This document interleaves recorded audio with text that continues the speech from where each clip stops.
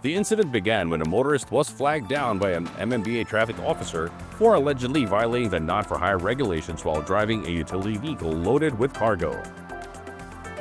The situation was live-streamed by the motorist on social media, which went viral and sparked divided opinions among netizens regarding the legality of the enforcer's actions. MMDA Chairman Romando Artes weighed in on the incident. Hindi po not for hire. Ang violation po ay kolorum.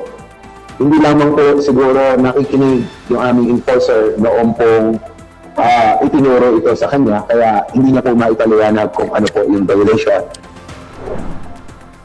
What was important to many pickup and utility vehicle owners was Artes' statement that utility vehicles like pickups and SUVs do not need to display not-for-hire signs. The requirement for such a sign would only apply if a vehicle was used for commercial purposes without the appropriate franchise. The public weighed in on the MMDA chairman's view on the matter. Some said that while it is commendable that the MMDA chairman has acknowledged the enforcer's mistake and expressed a commitment to accountability, the situation raises several significant concerns regarding the overall effectiveness and training of the agency's personnel. The fact that the enforcer fully lacked the knowledge to communicate the appropriate citation not only undermines the credibility of the MMDA, but also causes confusion among motorists who are simply trying to comply with traffic regulations. The enforcer's readiness to apprehend a motorist based on a simplistic interpretation of the law illustrates a failure in the training processes that should adequately prepare staff for such complex interactions. It raises the question, what training and oversight mechanisms are in place to ensure that traffic personnel are well informed, especially regarding the distinction between administrative violations and those requiring a more comprehensive understanding of the law?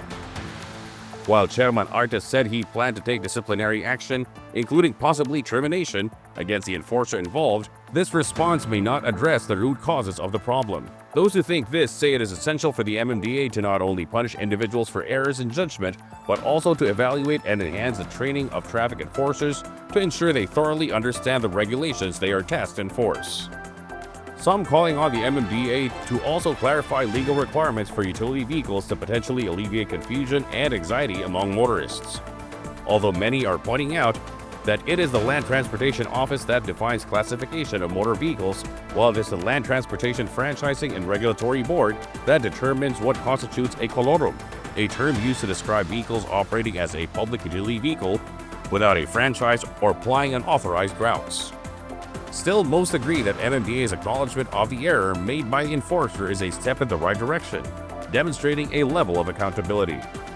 However, for the agency to bolster public trust and operational integrity, it must focus on improving the training of its personnel and enhancing its engagement with the community regarding traffic laws.